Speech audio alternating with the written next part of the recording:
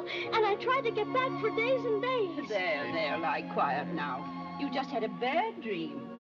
Greetings, fellow mortals. Just a reminder saying it's just my opinion is for cowards. Oh, and there will be spoilers for the following things, so you have been warned. Back when The Walking Dead was at its most popular, I heard about what the original ending was supposed to be. Rick was supposed to wake up in the hospital, revealing that everything that we witnessed was in fact a dream.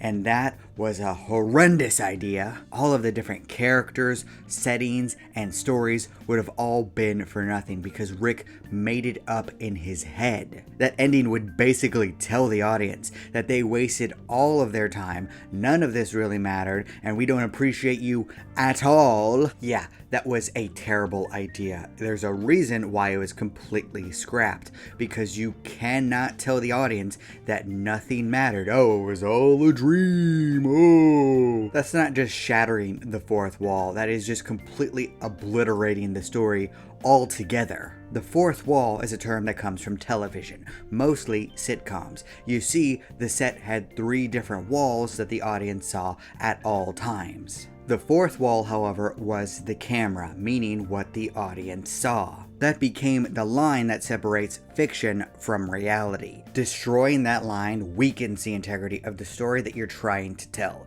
There's a reason not a whole lot of writers do it, because it could turn away an audience who feels like their time is being wasted. What am I doing with my life? The only time writers really want to break the integrity of the fourth wall is to make a joke. A good example would be The Fresh Prince of Bel-Air. There were a few instances where Will would point out the integrity of the set, the fact that they didn't have a ceiling, the fact that there was an audience, stuff like that. Other comedies do it as well. Just look at Deadpool. He breaks the fourth wall all the time, but that's part of his charm. It's his character, because he is about pure comedy. Rick and Morty does this as well, but I don't think they're as successful at it because they also want you to be very invested in the characters in the story at the same time, and that doesn't exactly work out. The fourth wall breaks are at their strongest when Rick and Morty is just trying to be funny, but when they do it in more serious scenes, it hurts the show. Recently, I've watched through seasons 6 and 7, and I have to admit those are a lot better than seasons 4 and 5, but I still had an issue with something. Morty has gone through several different traumatic events, something that should have been life-changing, but then he goes straight back to being the girl-obsessed teenager that he was before. Just look at the episode where he got stuck in Roy. He experienced billions of different lives and perspectives, and yet the very next episode, he just went back to normal, and that happens a lot. Another example would be at the end of season 7, where he conquered his greatest fear, but I betcha that he will not change in season 8. And there you go, that's the problem. Despite everything that we're watching, all of the characters are going to remain the same, both internally and in their actions. Character development is basically wiped away so that the status quo can remain, and that's a problem. Holy cats! Ladies, let's get out of here. It's okay for the story to happen in someone's head and for it not to be real, but here's the thing, there needs to be real consequences to the events that occur. The person involved has to change in some way that we can notice moving forward. Otherwise, there's not really any point other than mindless, nihilistic entertainment. Good examples of events happening in someone's head, but then changing the individual are Psychonaut and Persona 5. And to be fair, those are brainwashing simulators, but still there is consequences to the events of the games. The people who are brainwashed are permanently changed. Now imagine if this happened to Morty every single time he had a traumatic event, where he went back to looking like a normal 14-year-old, but he had the mind of someone far older. Now Morty has definitely become more jaded, but he's not any wiser or smarter. Imagine if he had a better insight on different situations compared to Rick because of the thousands of different lives that he's experienced. Maybe he could even know some random facts that Rick doesn't, just because Rick isn't interested in that topic. real consequences to dream episodes. Now, this would be difficult to write, but if you're going to go down this road, then you might as well go all in. Otherwise, you're just falling on your face.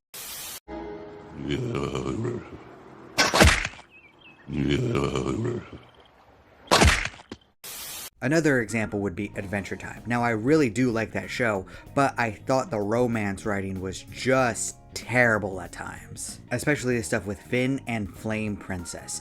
That was just awful. Finn acted completely out of character in those episodes. Gaining a weird fetish for Flame Princess beating up the Ice King, going around kissing all of the different princesses as a replacement for one night stands, and eventually just becoming a giant simp for Flame Princess for a long time. I know they didn't want Finn to date Flame Princess forever, but there was a very easy out that they had that they just threw away. It's called the Pillow Episode. Finn gets teleported to a weird land that is completely made up of pillows. Now, we're not certain if it's a dream or not, but Finn does live through an entire lifetime where he gets married and has children. He then dies of old age, sees a demon god, and then goes back to his normal world to find that only a few minutes had passed. And then he forgets all of it. Isn't that amazing? It's not like you had the perfect narrative device to make Flame Princess break up with him. The Pillow World could have been a dream, but it could have been an alternate reality. Finn doesn't know, and he feels guilty because technically he cheated on Flame Princess while they were still dating. Now, in this alternate timeline, it had probably been 10 years or so before he finally started having a relationship with someone else. But still, it does hurt Flame Princess. It could just be a normal teenage argument where they're talking past each other. And to be fair, there are plenty of adults that do that too. Finn could just be trying to be honest with his feelings. Meanwhile, Flame Princess senses that he does feel like he cheated on her. Living an entire lifetime and having a wife and children in another universe is a good reason to break up. I could see why a woman wouldn't be able to get past that. You can understand both perspectives. To Finn, an entire lifetime had passed. He probably assumed that Flame Princess moved on from him already, so why should he remain single for the rest of his life?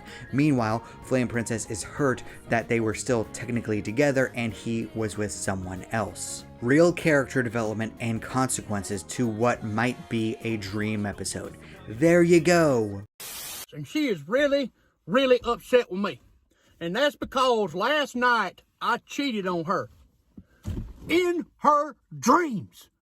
The same thing with Star vs. the Forces of Evil. Now, I fell off of that show after Season 3 because Season 3 sucked balls, but I was really into Season 2, especially the episode where Marco lived an entire lifetime hunting down Hekapoo for a pair of scissors. That probably makes no sense to anyone who hasn't seen an episode of Star vs. the Forces of Evil. Sorry about that. But once again, a main character lived through an entire lifetime, then went back to their normal world in a de-aged body and then acted like everything was normal. Marco was only confused for a couple hours, and then he went back to how he was before. Now, the show always acknowledged that these events did happen, but Marco's character did not change at all from living 20 years out in the wilderness. And this is the point where the show initially started to drop off, where they dismissed interesting character development and lore for the sake of wacky humor and relationship drama.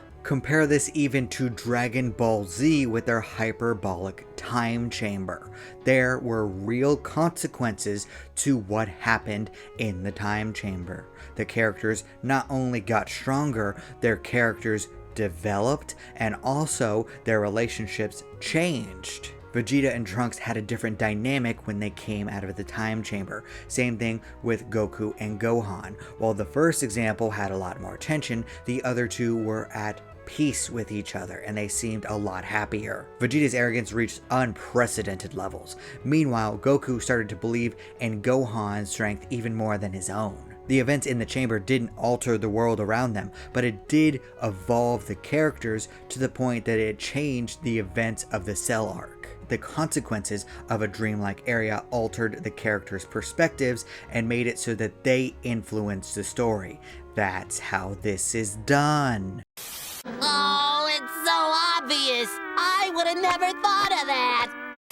One good final example of this would be Smiling Friends. I have fallen in love with that show lately, especially the episode where Charlie dies and goes to hell. He learns that Christianity's version of the afterlife is real in the Smiling Friends world, and that you can go to hell for the most mundane of things. In order to escape, Charlie decides to help Satan learn to smile again, but when he succeeds, the devil tries to keep him there forever, only for God to intervene, pull Charlie out of hell, and throw him back into his body. And from that point on, Charlie is Christian. He is shown wearing a cross and praying without any shame whatsoever, because he knows that in his world, this is the truth. Now, he doesn't go around preaching to everyone. He doesn't want to be an annoying asshole, but you can see the changes from what is effectively a dream episode, and that is how it's done. There's real consequences, whether they be minor or major, that you can see for the rest of the show.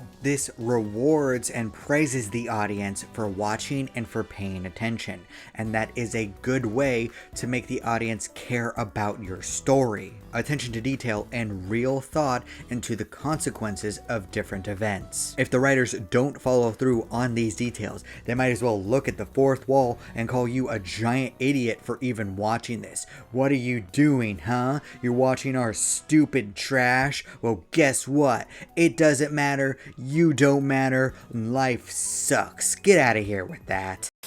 Nothing matters because we're all gonna die someday! Hey! No, please don't kill me, please, no, I don't wanna die, please don't kill me, please don't! Of course this is all fake. Anyone that would deny that is delusional and needs help.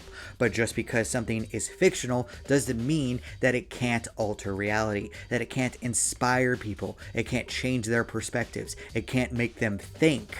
Storytelling is the art of telling a very complicated lie in order to find a fundamental truth, along with communicating the human experience. Telling someone that the story doesn't matter works when it comes to comedy because it comments on the absurdity of existence. But if you're trying to actually make a point and change people's minds about anything, then guess what? You have to take it a little seriously. You can tell a serious story and you can have comedy in that story at the same time, but both cannot exist while telling the audience that this doesn't matter at all. If you want people to care about the characters and their relationships with the people around them, you can't just shrug it off and be like, oh, it was a dream, it doesn't matter. Even The Wizard of Oz didn't do that. Just think about it. Some of these shows have worse writing than a movie from 1939. That's pretty bad. But what do you think? Are you annoyed by this trope too? Or do you think that I'm stupid for thinking too hard about this? Leave a comment down below. I'd love to hear what you think. And remember, if you disagree with all of this, that's fine. After all, everyone is entitled to their objectively wrong opinion.